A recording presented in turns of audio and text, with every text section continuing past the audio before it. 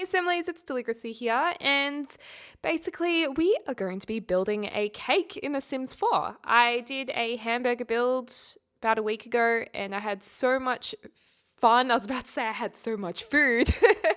I definitely have food on the mind at the moment, as you can probably tell. But yeah, I had so much fun trying to recreate food in The Sims 4 through a speed build that I decided to try and create a cake build.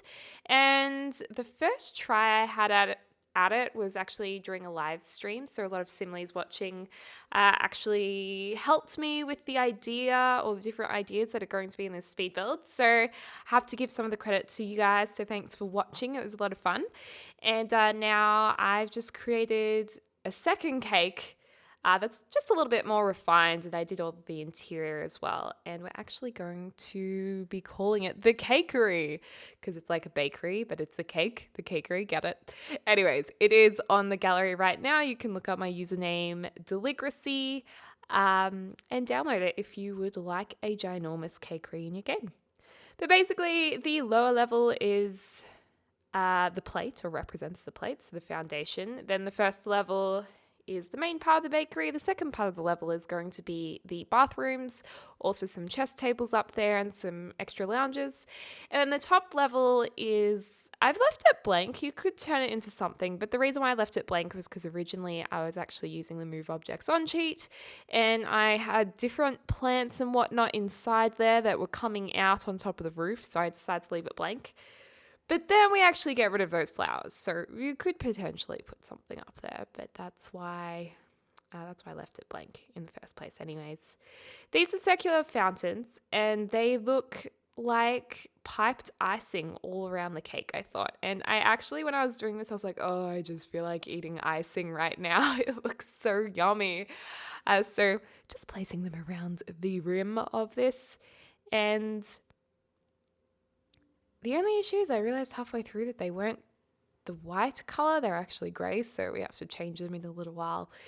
And I think the stuff packs and expansion packs I've used in this are quite varied, but a lot of it is base game. So I think you could download this if you only have the base game, and you probably wouldn't have to make too many changes, except for these doors and windows would probably be the main thing. But I don't think it would be too difficult to replace.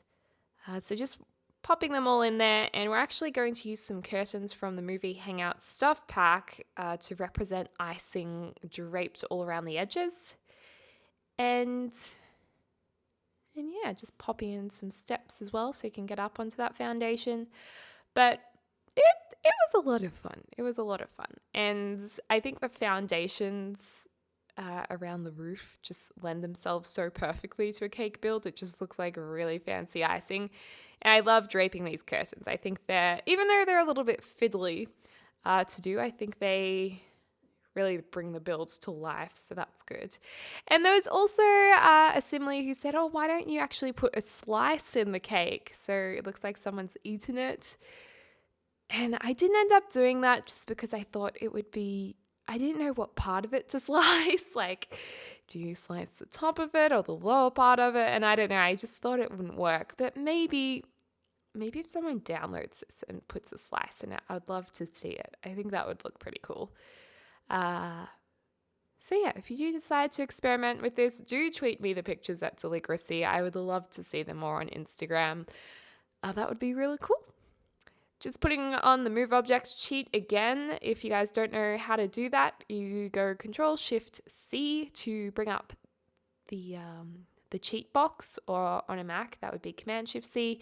And then you just type in bb.moveobjects, enter, and then you're able to intersect and overlap objects, which is pretty cool. Pretty cool. I started experimenting with putting strawberries on it, and I don't know, we leave them there for quite a while, but in the end I was like, you know what, I just don't think they look like strawberries.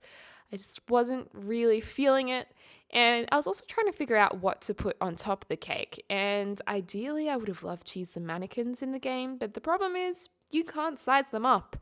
You size them up and they'll shrink straight back down as soon as you go into live mode. And I guess that's because you can customize the outfits on them. But originally, I was going to put them in a beautiful wedding dress and tuxedo for a wedding cake topper. But that's okay, because in the end we use these flamingos and they look pretty cute together. They don't look bad. Not bad at all if I don't mind flying myself. But it would have been better to have a couple of people or Sims on top of there. And this is a stage where we just start experimenting with flowers and columns. And in the end, we kind of turn this into both a wedding cake and a birthday cake because it kind of has the flamingos, which look like wedding toppers in an abstract kind of way. But then we put a whole heap of birthday candles on top, utilizing the columns to represent candlesticks. And then we light them up using some, what do you call them? They're the plumb bob lights in yellow. The plumb bob lamps, and we size them up using the bracket keys. That's how you increase the size of things. And also trying out putting some flowers in here just now. So we're just scrolling. We were scrolling.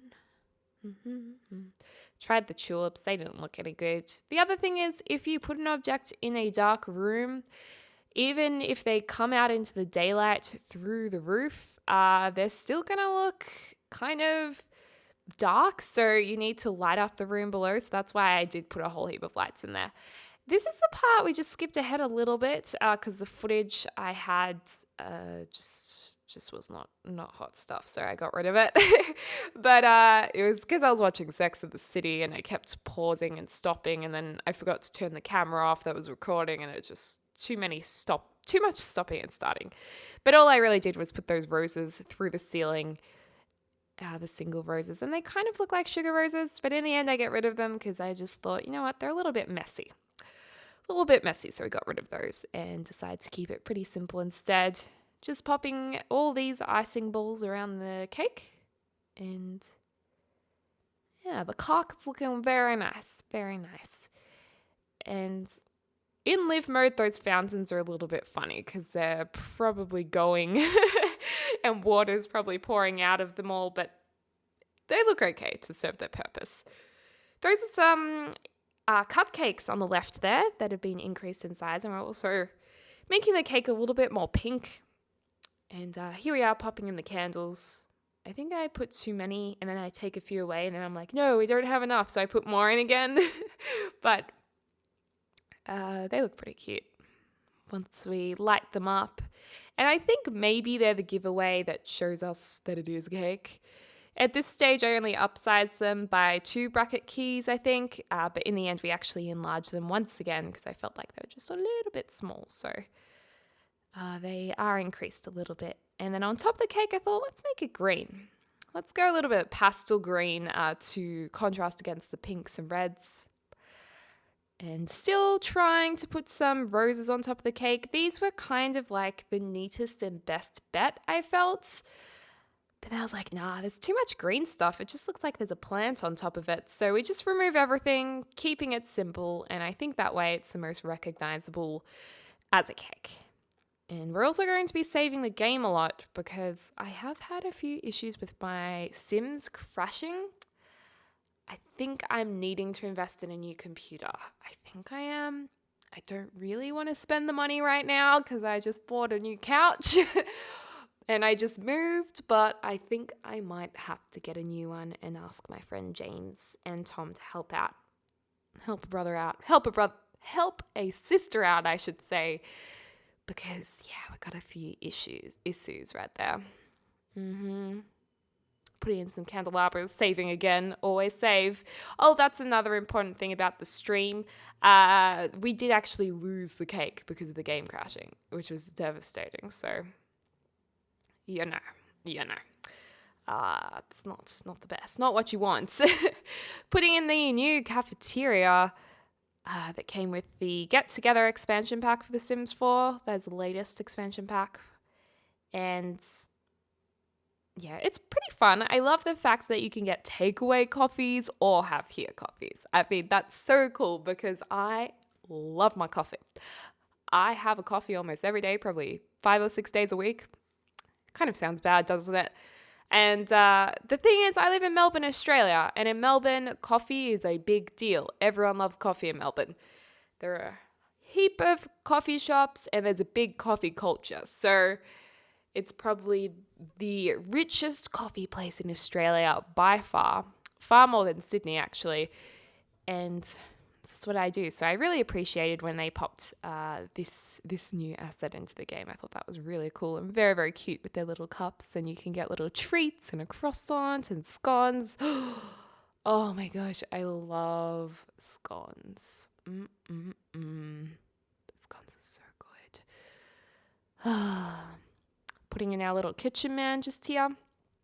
It's got a nice serving platter there that you could maybe, if you wanted to own this and sell your own baked goods, you could definitely put something onto his platter to serve it up. And oh my God, I just realized something really, really, really, really silly.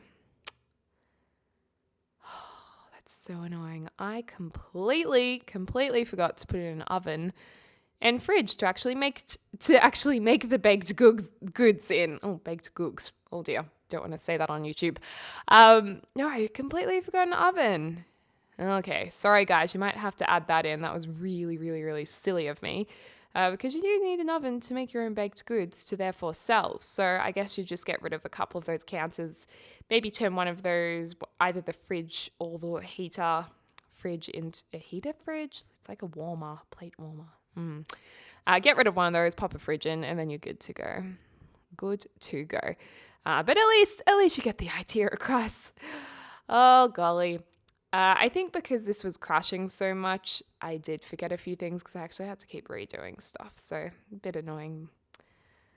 And this is a fun wall. I decided to put in mirrors in all different shapes, but all in the same black color palette. And I just love multiple mirrors on a wall. I love the vintage aesthetic. I think it's a bit of fun, but at the same time, it's really glam. So we mixed a few of those up.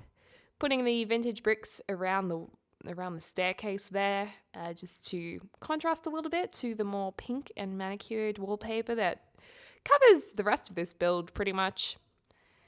And some flowers around the place would be nice. But basically there's going to be a slight vintage, but at the same time glamorous and feminine feel about this build. I felt like the cake was pink and sweet and kind of fluffy, so that's what I wanted the interior to be like.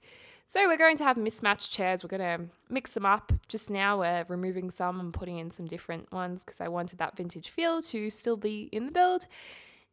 And some nice big flowers from the latest stuff pack too. Using a screen upstairs. We'll get back to that when we do the upstairs area.